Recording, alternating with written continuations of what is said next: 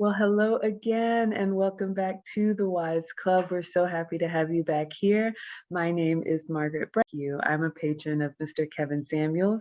I simply booked a session with Kevin to ask for his permission to stand up a community of like-minded and marriage-minded women within the privacy of his Patreon group. And I am so thankful.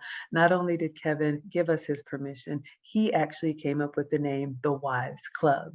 So what we do each week on the Wives Club is we react to Kevin's videos, bringing in our own life experience, taking in lessons that we can learn as our way of giving back.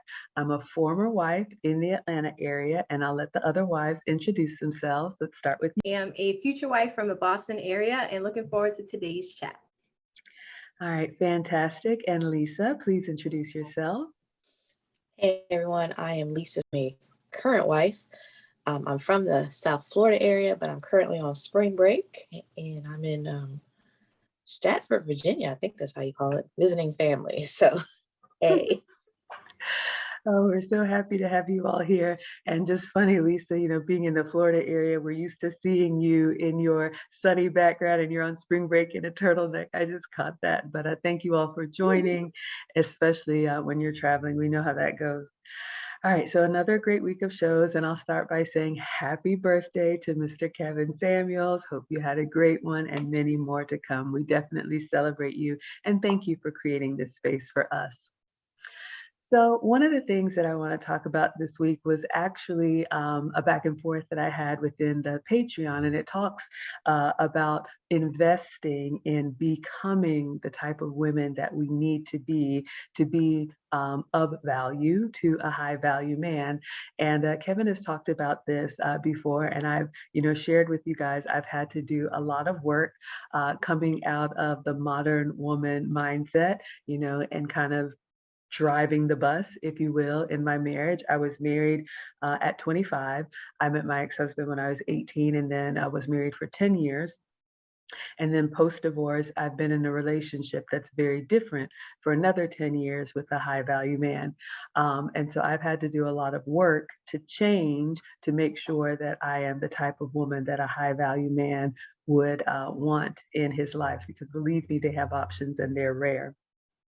So Kevin has talked about, uh, investing in, if you weren't raised this way. Luckily for me, I come from a very strong nuclear family. So I did have that example growing up. But like a lot of us, you can't tell us anything when we're young. I was there too. I thought I knew better. Went off to college, a great liberal arts school, but still had a lot of influence from the feminine mindset. And I remember being young and I'm going to conquer the world and I'm going to go where I want and do where I want. And I remember having a husband was kind of like checking the box of all the other things that I wanted to do. Now I see my role completely differently, but it's been intentional that I've had to change. And some of the work that I've had to do in changing has been investing in femininity, investing in elegance training. I've had to learn to speak more softly, to speak less, to watch my tone. And it's practice, but it's definitely worth the benefit. There's so many things, and Kevin has talked about in specific Anna Bay. I've taken her course and several others, and I continue to take these courses, kind of like continuing education. And one of the things that I'll offer, we've heard this from Kevin, I've heard it from my guy. Men take offense to the level of effort that we will put in to the things that we want to do that don't bring them any benefit. For example, we know all the dance moves, we know all the celebrity gossip, we sing all the lyrics to the song, we stay on top of all the fashion and all the trends in popular culture. But we see it time and time again. Younger women, middle-aged women, even older women. I've shared with you guys that I'm 46. We are not exempt from putting in that amount of work into the relationship that we want. And it shows how much we value a man by being able to say, you know what, I'm not perfect. I'm not a 10. I consider myself average, but I get up every day and I try to put my best foot forward and I correct the mistakes that I've received from feedback in order to improve. So, that's going to be my first point this week. Find what works for you. There are so many out there. My advice would be look at the results of the person that you're taking the advice or the training from. If they're living the type of life that you would want to aspire to, then maybe you can learn from them. Like Kevin always says, what eat the meat and spit out the bones. You're going to find fault with something. You may not like this part of it, you may not like that part of it. But if you're consistent and if you do the work, and if you invest in it like it means something to you, you'll definitely get the benefit. So that's going to be my first point to you. Awesome. Thanks, Maggie. Yeah, no, honestly, my second point is in line with yours. I know I saw that comment too. I personally have taken Anna Bay's course and it's great.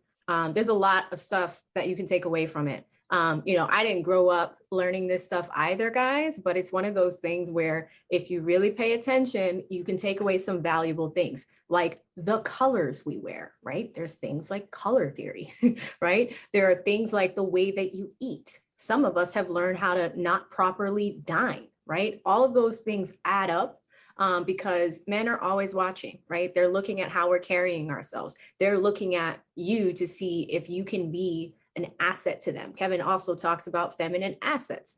How are you going to add value to this man's life? Are you a good dinner host, right? Have you ever thrown a dinner party? What is that process like, right?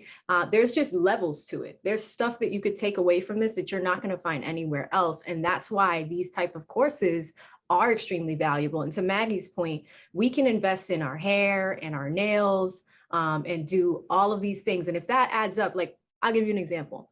I do my nails every 2 weeks. What, like $110? So that's like $210 or $220 a month.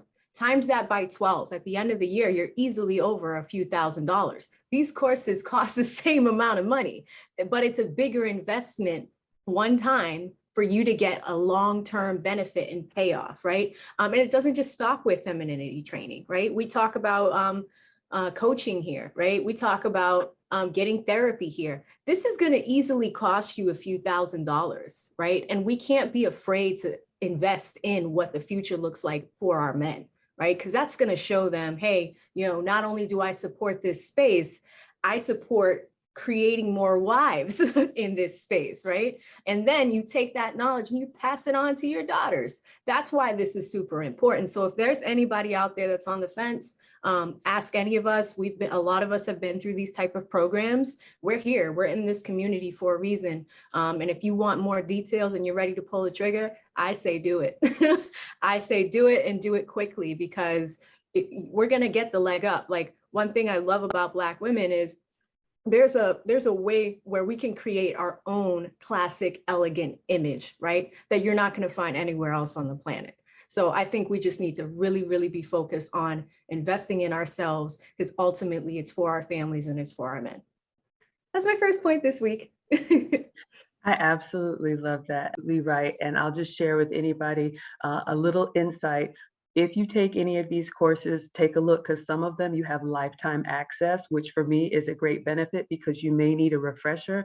Sometimes I'll go back and review a module, hosting a dinner party because there are some things that you want to make sure that you're on top of. And just being able to have a case study and watch everything from posture to the way someone uses their gestures and their tone and really compare that to how you come across. For me, it was priceless because that was something I had to work on being a boy mom, it can be kind of rough. But Lisa, I'm going to turn it over to you. What did you have this week? Well, I like, the femininity, the training and the courses you guys have taken. And, Kevin's always saying, don't be in our community, when you look at the marriage numbers, the 1 in 4 Black women marry. I'm raising a daughter. I was one of 3 daughters in my family. And, women who are looking at Kevin and don't like him, and you've got daughters out there, you may not agree with him right now, but my daughter will be 18 in 14 years. So she'll be out in the market. My daughter's going to be ready. I don't want my daughter to be one of the 1 in 4. She's going to be one of the ones ready and trained and taught. And she's not going to be questioning, did my mom teach me to be a wife? So I'm going to have her ready. And I feel like a lot of people and women are going to be looking at back and saying, you know what, this guy was talking about it on the internet. I didn't listen, but I'm damn sure going to make sure that my daughter does, or my granddaughter, or somebody does better than me. And I wish I would have listened, but so I feel like we're on the cusp of this revolution, but I feel like by the time my daughter's out there and some people's daughters out there, they're going to start seeing the benefit of it. And they're going to say, I didn't listen, but my daughter and my granddaughter are going to listen. So I have hope for that, but also I want to put my daughter forward. I'm trying to give my daughter that extra boost or whatever. And I said all that to also this week, he talked to a interesting person, a 25-year-old, I believe her name was Juanita. And she was 25. She's saying, she was talking about, she lives with her dad, she's working and stuff. And she kind of said, he asked her, well, where's your mom? Because she was asking, am I ready to be a wife, or I want to be a wife? He's like, where's your mom? She said, she's around. I didn't really understand what that meant. And then he was like, but who's taught you to be a wife? She's like, well, I learned from my grandma and my grandpa and their interactions. And then he got down to it later in the conversation and found out well, where's your grandma now teaching you? He's like, well, my grandma's passed. And he was like, oh, he just kind of lost it at that point. But I just thought it was funny that he kept asking her, what are you doing? She's like, he talked to her about, what are you doing to, get yourself together and learn about what you need to do to be a wife, because you get close to the danger zone, because she's 25. She's like, well, I'm just sitting around observing things. And like, he's like, well, people in cross country and do the Olympics, they don't sit around and observe, they get out there and do it. And I thought that was interesting, because I'm like, yeah, you can't say I'm watching the Olympics, but I can go out there and do what Simone Biles does just by watching, because you go out there and break your arm, break your neck. And I guess he got kind of frustrated with her, because a lot of people just say, I want to do this. I want to be a wife. I want to be I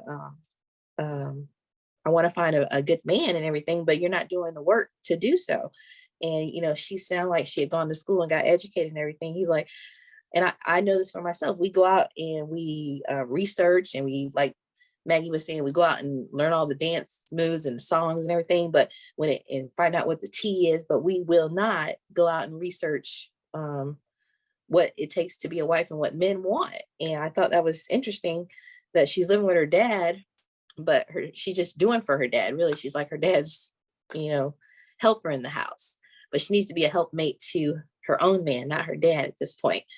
And another thing that just kind of caught me, I'm like, because at first I thought she was raised by her dad, the way she was talking, until she said that her mom was just around. I was like, if I was raised by my dad, I'd be a totally different person. I don't want to think about what I'd be like if I was raised by my dad. But I'd be a good daughter to him, but I just feel like a lot of my dad's ways and stuff, like a lot of people have said, they just do for their dad. Their dad isn't really going to teach them any feminine ways. So I wish we could have got more from the story. I don't know, on my connection or whatever, she got disconnected or something, but that's about as much as I heard. But I just thought that was interesting, that we don't work as hard as we work for our educations and things we want, or things we want to research, like trips and stuff. We'll go all out, go all over the world, but we can't figure out what men want from us. So I thought that was interesting. And I'm not going to say I didn't used to be that kind of way too, but I found that doing the work, doing the research, and if I want something, I need to go out and do my work to get it and get what I need. So I just thought that was an interesting conversation he had with that 25-year-old, who I think's name was Juanita. So good luck to her. You're absolutely right, Lisa. And we as women can do what we can do, and men can do what they can do. That's why we are not equal. That's why we need, to help each other. And that's what I really love about this space. One of the reasons why I wanted this wives club is because I am convicted every time I hear Kevin say the older women need to teach the younger women. And, Lisa, you have a daughter. I've shared with you guys, I have two boys, 12 and 14. And so, I don't have daughters, but I do feel like, the knowledge that I have, the mistakes that I've made, I definitely want to pay it forward. So I'll give you guys a little bit of insight into some of the specifics that I've learned, and then give you guys a little bit of story time that reflects back. So one of the things that I've learned in one of the etiquette and elegance classes, posture is so important. I'm sitting in a chair that has armrests. And when I sit with my arms like this on the armrests, it makes me look wider. You will be taught how to sit properly in a chair. You shouldn't slump in a chair and have your back against the chair. You should sit up properly. Not only is it better for your back, but one of Kevin's favorite body parts are collarbones. I have changed the clothes that I wear. You all know that I've struggled with my weight, but as I'm losing weight, I'm seeing more of my neckline, which is a very feminine quality. It is primal. In our community, what I've seen is that so many women adorn themselves, the nails, the hair, the eyelashes, all of these things to try and get attention. But the simple feminine silhouette, your wrist, your ankles, your neckline. When a man sees that, it's different from his body. He's attracted to that. So those are the small things that I do while wearing my natural hair, not having eyelashes. I do lipstick and my brows. That's it. I don't wear makeup, but I work very hard to get facials and other things so that I look um, my best at 46. And so I'm mindful now when I sit in a chair to make sure that I'm sitting up, that I'm not slouched out. It makes me look slimmer. It makes my uh, feminine assets, if you will, more pronounced without being in your face sexual. This is what I've learned in etiquette and elegance classes. Nobody has, would have taught me that. And one of the things that, Anna said, and I will share this and then go on to my story time. One of the things that she's learned and she encourages people is record yourself or have someone record you so you can see how you show up when other people are watching. You guys think we all have it together in the Wives Club. You have no idea how much this helps us. Some of us are, more natural speakers. Some of us, struggle with that. Some of us have, presence. Some of us are we're growing and we're doing this, and kind of making this mistakes in this safe space so that we can get better. I go back and I watch the videos and I realize, how is my eye contact? Am I, as engaging as I want to be? But again, it's work, it's being aware, it's being told how femininity shows up in a space, behavior that's masculine. You guys have seen Kevin get on women who continue to drive their point home when he's speaking as the host. That is rude and disrespectful and very masculine. I don't do that. There's so many times I'll be in a conversation, I will sit and wait. And when it's my time to speak, what I say is so much more pronounced because I haven't been blabbing through the whole thing. I had to learn that. I am a talker, so I have to continuously remind myself. So those are the little things that you can do to refine. It's not about the waist trainer and the big bottom and all of that stuff. That is not femininity. Go back to what Kevin said about being nurturing, being agreeable, and see what changes you can make. So I'll close with my story time. So we talk about what women can do to help each other. Men have their place as well. I had a little challenge this week with my teenager. Some of you all may be able to relate, but I have a 14-year-old boy who is just going through that period in life where, he's rebelling, he's trying to find his own identity. Everything I say, he will do the opposite, even if it hurts him, just because I said it. And I'm not gonna lie, I had to pop him this week, and he bucked up at me. So that was not good. And even though, his father and I are divorced, dad is remarried, dad lives 20 minutes away. We had one conversation. Dad was here and told him, get your stuff. You're spending the rest of the school year with me. So we've got about 2 months left in this school year. And, even my relationship with my guy, he was like, that's what needs to happen. You don't need to know how he's going to fix it. You don't want to know how he's going to fix it, mom. If dad has him lifting bricks and moving them from one side of the yard to the other, that's what he needs to do. So you already know I have one in military school, and now I have one with dad.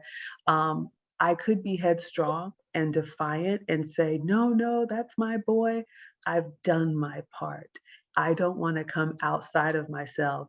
I'm working on staying feminine. And so I had to agree that a man is the one who raises a boy. So I just wanted to share that with you guys because we like to keep it real here. So hopefully that's helpful. And if it is, I'll continue to share some little tidbits so that we can pay it forward. But for now, Yeah, that's awesome, Maggie. And kudos to you for having the know-how to actually make that decision and do that, right? Like that's just because we know that there are certain things as moms that we can teach our kids, and there's certain things that fathers just really excel at, right? So kudos to you for doing that. And it almost kind of goes to like, I've also started to see like single moms send their sons to men's spaces to learn, right? It's because we know they need to learn from men, right? So I thought that was pretty cool. And as older women, like this is kind of our responsibility. And even with the Wives Club here, like, I kind of want to go back to what you were saying about image and how all of that stuff adds up into something great, right? So for example, I sometimes watch some of the old Wives Clubs episodes because I'm from Boston, and sometimes I have a subtle Boston accent. And there's a thing that we all do up here. Like I don't know why, but we say and a lot, right? Like in between sentences. I do it all the time. I would look at those episodes and cringe, but honestly, like if I didn't record myself, I would have never known, right? Because I'm so used to doing it. It's like learned behavior. So I kind of second that, guys. Like definitely take a moment to look at recordings of yourself. How are you being portrayed? How are you being portrayed on social media? What are you putting out that is like kind of contradictory to how you want to appear on social media? How would a man that you're interested in, maybe it's a man of value, maybe it's a blue Henry, maybe it's, if there's a thorough guy vetting you to be his wife, how would he feel if he saw some of the things that you have on your social media profile right now, right? All of those things add up. So it's definitely important. The other thing too, I agree with the silhouette. There's like different theories where you can understand what your body type looks like and clothes that look good for your body type. Are you in the shape of a triangle? Are you an hourglass? Are you, like there's different, are you square shaped? Like there's all of those different things where it helps you be a little bit more articulate on how you want to appear, how you dress, how you shop. All of those things kind of add up. But yeah, no, so I'm going to just go back to being a feminine asset because when we think about being helpmates for our men, you got to obviously customize that for your guy, but also look at, okay, here's somebody that's interested in me. Let me do the research on him to see what his lifestyle is like and how I could be a benefit to that, right? A lot of times that goes with the skill set that you already have. So you're thinking about being an executive wife, there's a certain skill set for that. If you're going to support your man and he has his own business, like you're going to want to have specific skills catered to that business at home, right? So there's all of those little things that you can do, but staying in your feminine while you do it, right? That could be things from networking with other wives, networking with other people in those business spaces. Because it was funny, like there was a woman that was on one of the Instagram shows. I think she was a police officer and she had been engaged a few times. And Kevin was he's just like, oh, my spidey senses are tingling here. Something's not right. And after like kind of doing some digging, you kind of get to the root of it. It really is, it's a masculine role, right? And the cool thing about her is she did have aspirations on, I think it was like Lena Horne, right? Where someone that was super feminine, and Kevin had asked her like, do you think Lena Horne would be a police officer? So it's just little things like that to pay attention to. But this is a learning thing for everybody. It doesn't happen overnight. None of us are perfect. But it's just a matter of taking the first step. Take the first step, even if that means start saving a few bucks a week. So that way you can, save up for these courses, right? Because it's beyond image. It's beyond all these other things. It's beyond therapy even. Like, what are you like as a person for personal development, right? We talked about things like strength finders here. We've talked about different books that you can use. We've talked about all of these things. And guess what? Men are watching. They're watching what we're saying to you guys. They're watching probably right now, right? And all of this is important because, as advocates, we're in this men's space. It's their space, right? And all we're hoping to accomplish is to bring more wives and to have more wives come out of it to increase that marriage pool. So that is my long-winded second point of this week. No, that's completely fine. That is our intention. And, we want to be transparent with you guys that we're learning it too. Some of us may have had a little bit of a head start, but it's okay. You can always get better and you always should get better. Kevin says older women should be winning by the knowledge and the discernment that we have. So that's what I'm hoping to promote here. But Lisa, what else did you have this week? Well, I was going to do a little story time. I had to travel with a 4-year-old for the first, well, not the first time. I've traveled with my daughter extensively since she's been born. But it was much easier when she was under the age of 2 and she sat on my lap or she had her own little spot and traveling with my husband.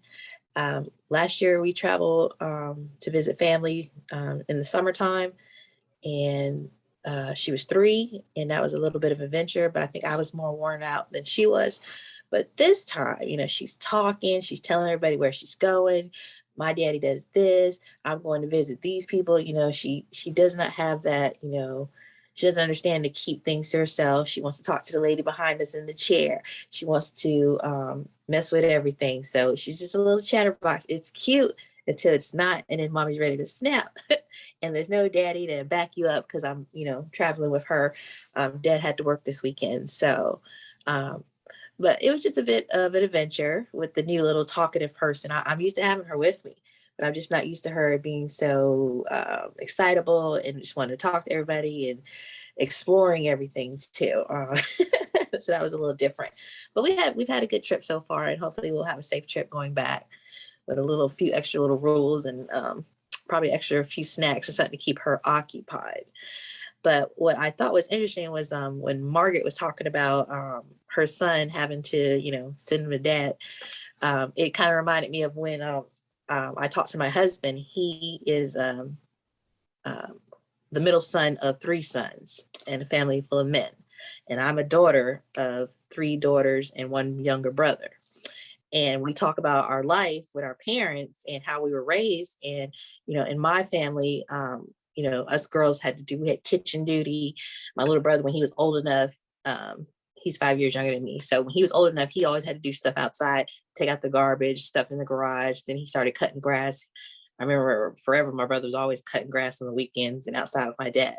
And I talked to my husband and him and his 3 brothers. I thought I was a slave when I was a child. When my husband tells me the stuff that his dad had him doing, they were tiling floors. They was on a roof. His younger brother fell off the roof at some point. They were putting in toilets. They were chopping wood like as a punishment or as just something to, build up man character. And my husband's like, yeah, I don't want to do that because I know what it's like. And my husband grew up in Ohio and Cleveland. And he said, a lot of guys around him didn't have dads and they weren't doing this stuff. And he looks back and thinks about friends and stuff in high school. He's like, he don't know where they are, or they're in jail or something. Who knows where they are? But he had a dad that had them busting their butts and keeping them busy instead of running the streets. And I was just like, wow. My husband's like, yeah, it makes a big difference when you've got a male role model compared to some of your friends. I mean, not all his friends didn't have a good life, but he could just tell like the way they grew up and stuff, having that dad influence. And my husband and his brothers hated it at the time, especially chopping wood. My husband don't want to chop wood ever again for this reason, because that was just stuff that their dad made them do. And I'm like, I used to cry about washing dishes and mopping floors and cleaning bathrooms. But I think I'd much rather do that. And I still do it to this day because that's what I do as a wife, than do what my husband and his brothers had to do for discipline and just man training, I guess is what I would call it. I don't know. Their dad was just hard and that's what they had to do. But it's interesting the kind of results you get. So I say kudos to Margaret for sending her son away because that really does sound familiar for what my husband's told me. It's character building and it keeps them out of trouble. And I've just learned a lot in here. So I enjoy sharing. And so if you haven't been around men and you don't have these examples, it's good to hear about them and that they work. So I say kudos to you. And I feel your pain when I hear your story and I hear stories like my husband. So I was glad to hear that.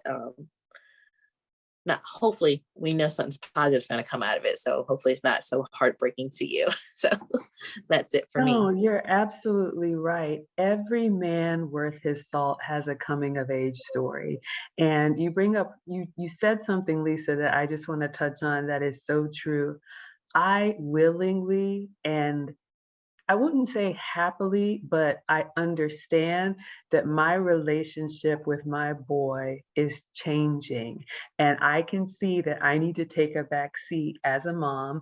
And one day when he's, older, he will remember this. I, like you, I was doing cleaning the house from top to bottom when I was 11, doing not just my laundry, but the whole family's laundry when I was 13, babysitting neighbors' kids when I was 15 and 16, and required to have straight A's. So I know family structure. I have seen, how my father dealt with my brother. Other male friends that I have, or even I don't really have male friends, but just talking to men like in workspaces, they all kind of have, if they're men that you respect, they all kind of have a pivotal moment where somebody got in their backside and let them know this is how it's going to be. And you can tell, the people that didn't have that. If I were the type of mom that was just kind of like, no, that's my son, let me handle it. We all know the statistics. And so even though I went through, a painful divorce, I'm so grateful that now, not that it only matters now, but when it's, very, life dependent on it, um, I have the mindset to respect the value of a man in a boy's life. So um, that's the last thing that I wanted to say. We'll just No, nothing else this week. I think this was a very good conversation. All right, fantastic. And Lisa, any final thoughts from you? No, I've enjoyed it very much. Thank you. Okay. Wonderful. Well, thank you all again for watching. The Wives Club is open to anyone who is a patron. If you're currently married, formerly married, or want to be married, we'd love to bring you into the conversation. There'll be a link where you can fill out a form. And if you're a man who's looking for a wife, you may be able to come on, shoot your shot, or, tell us about your benefits package, and your wife may be in the Patreon. All right, you guys, until the next time, we'll see you on the next Wives Club.